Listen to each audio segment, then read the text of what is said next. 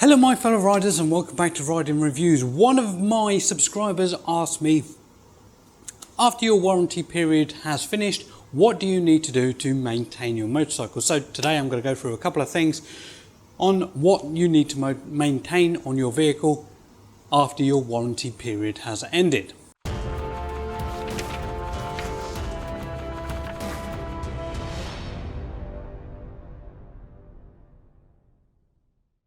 So warranty period on all 125s in the UK is 2 years. So what's actually covered on your warranty?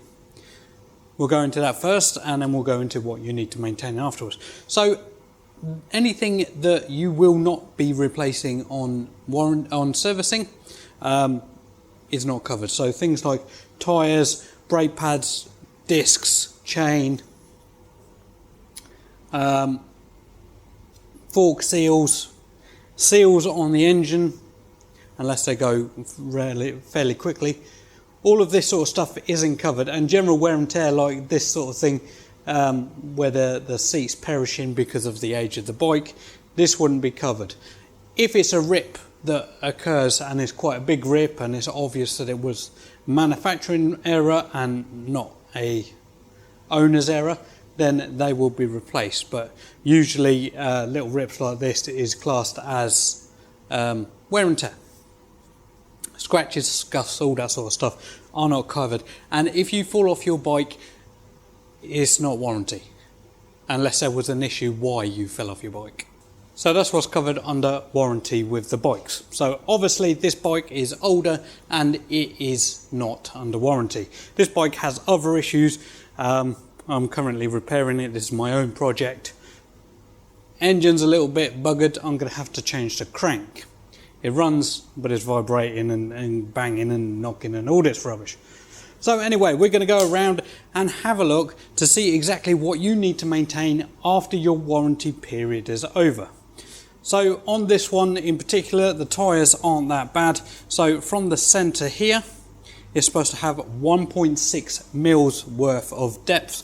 As you can see, this one's got quite a lot.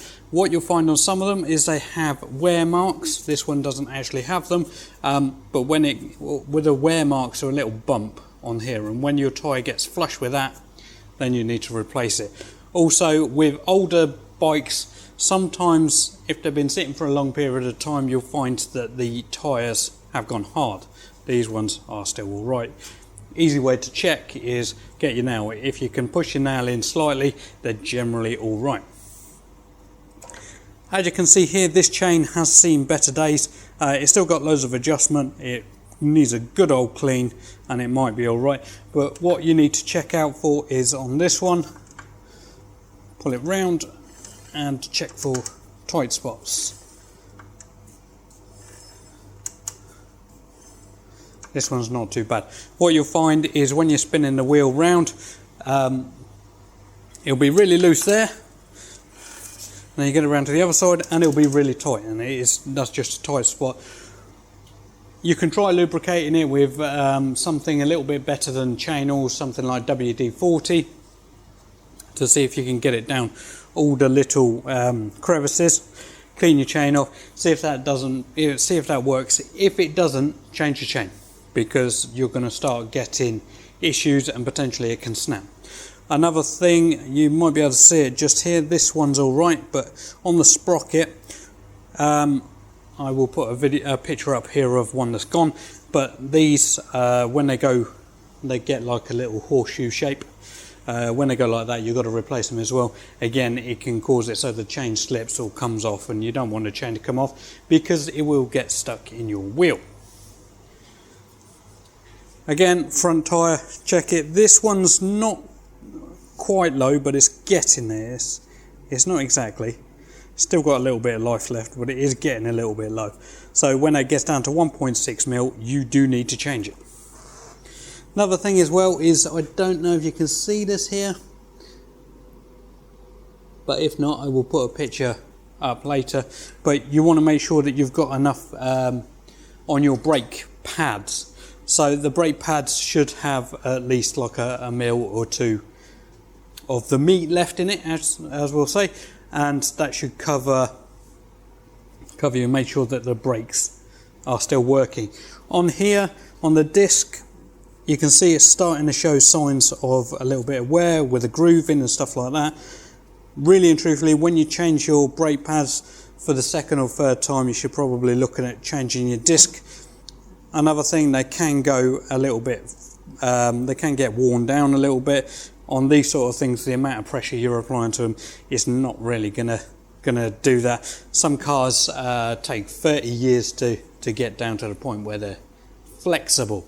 So again, this isn't going to be too bad. What you might find is all around here you're going to get a rusted lip. This one's all right, but you may have to clean it off with a wire brush or an angle grinder or something. Just clean it up. Remember, when you do change your discs and pads, you will have to rebed them in. So until you've done 300-400 miles on a new set of pads, new set of discs, you are going to not get the 100% performance out of them. Whatever you do, never put stuff like ACF 50 or any of this oil-based protective stuff on your brake pads and brake discs, because what it does is it seeps into the brake pads, and then they're pretty much useless, and you have to chuck them away and clean off the disc and then replace them, and it's a whole faff. So you can spray it on pretty much everything else apart from your tyres, your brake discs and your brake pads. Just make sure that you don't get them on them, because, as I say, it'll cause issues. So another thing, if you can see it better here, there's quite a lot of meat left on these pads. These pads have probably been done at some point. Especially in the winter, your bike is going to get dirty and you need to clean off that salt, because that's the sort of thing that will corrode your bike.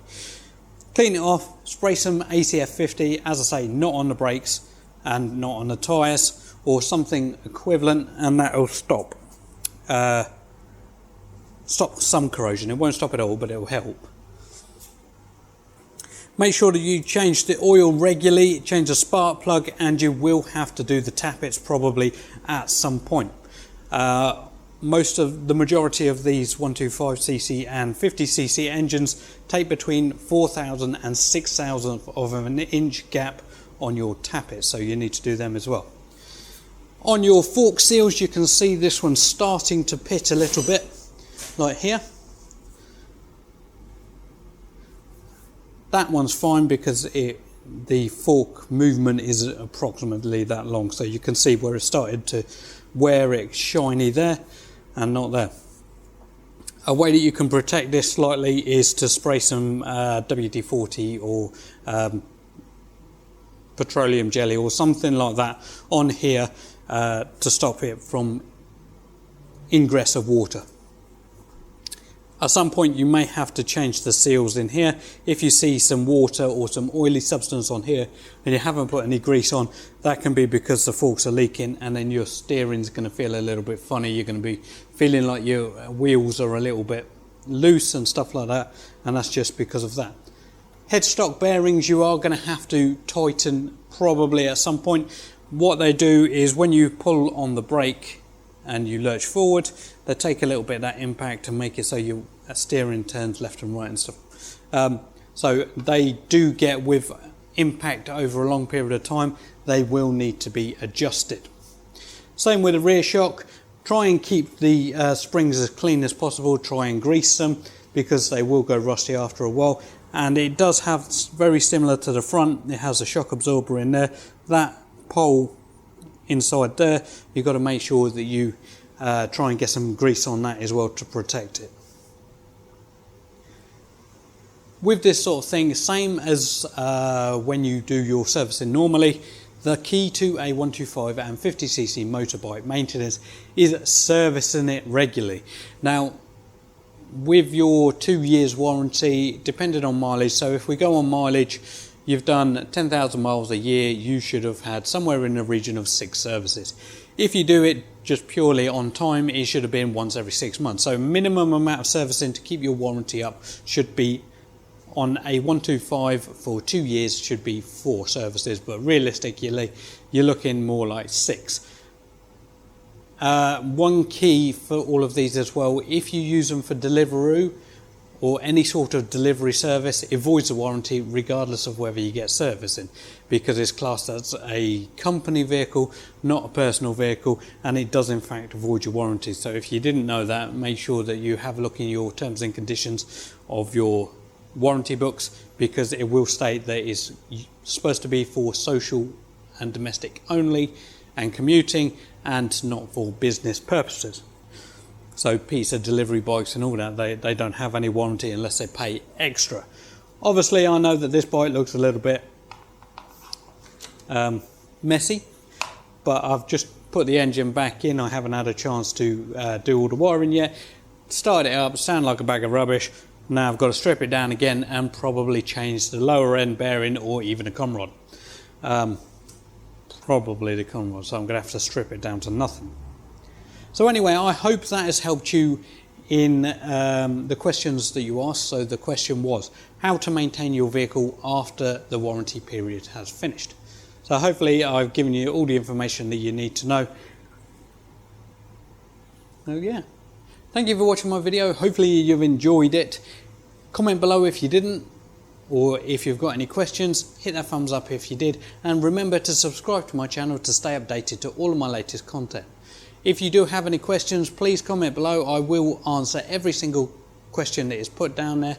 But as always, ride safe.